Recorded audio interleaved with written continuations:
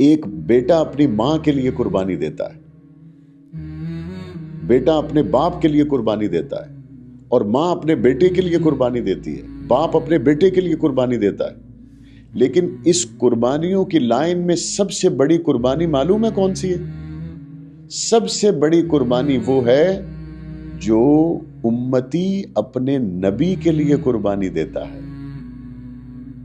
قرآن کیا کہتا ہے؟ ماں باپ کی بات مانو، لیکن اگر وہ تمہیں دین سے گمراہ کرنے کی بات کریں تو حسن سلوک ان کے ساتھ جاری رکھو، لیکن دین کو چھوڑنا نہیں. ماں باپ کی بات مانو، لیکن اگر وہ یہ کہیں رسول اکرم کا دامن چھوڑ دو تو چھوڑنا نہیں.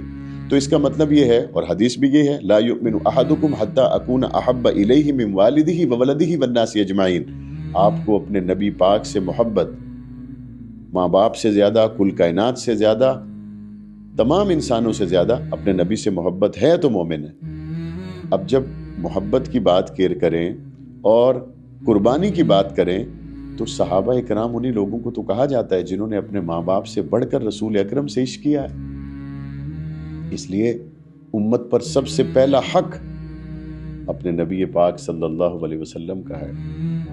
اللہ الباقی من کل فانی